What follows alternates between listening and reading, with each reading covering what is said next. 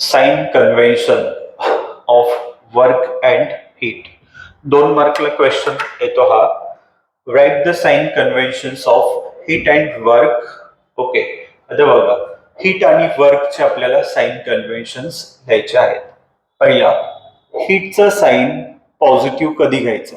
Okay, जर system heat absorb करत असेल तर हीटचा साइन काय करायचं? आपल्याला प्लस यायचा. फॉर एक्झाम्पल, सिस्टीम घेतली आपण. ओके, एक बिकर आहे, बिकर मध्ये आईस घेतलेला आहे. ओके, आईसचा टेम्परेचर 0 डिग्री सेल्सिअस, सराउंडिंगचं टेम्परेचर किती आहे? 40 डिग्री सेल्सिअस. मग या केसमध्ये काय होणार? हीटचा फ्लो ऑलवेज कसा होत असतो? High temperature to low temperature, म्हणजे सराउंडिंग मधली हीट आहे तो आईस काय करणार? ऍब्झॉर्ब करणार.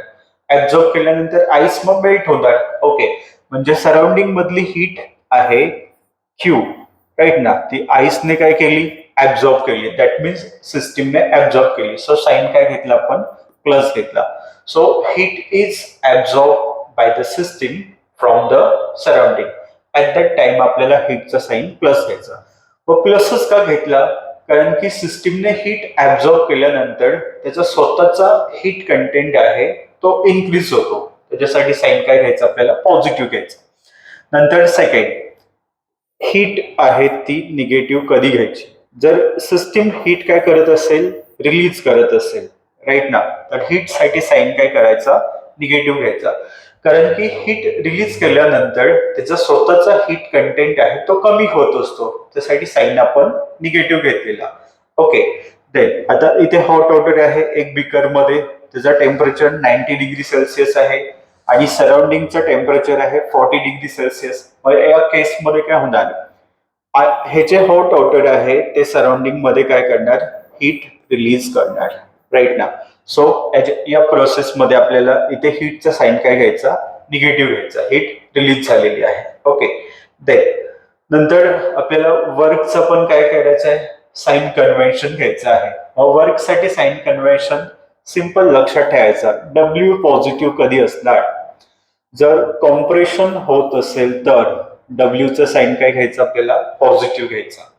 आणि जर एक्सपेन्शन होत असेल तर डब्ल्यू काय करायचं? आपल्याला निगेटिव्ह घ्यायचा. ओके, आता इथे बघा, एक सिस्टीम आहे, म्हणजे एक सिलेंडर आहे, त्याच्यामध्ये गॅस आहे. इकडे जाताना हा पिस्टन्स खाली आलेला आहे, म्हणजे इथे कॉम्प्रेशन झाला. ओके, कॉम्प्रेशन मध्ये साइन काय घ्यायचा? वर्क डनचा पॉझिटिव्ह घ्यायचा. पण हे रीड कसं करणार?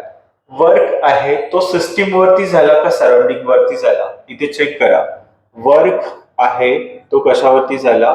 सिस्टीम वरती वर्क झालेला आहे. वर्क कुणी केला?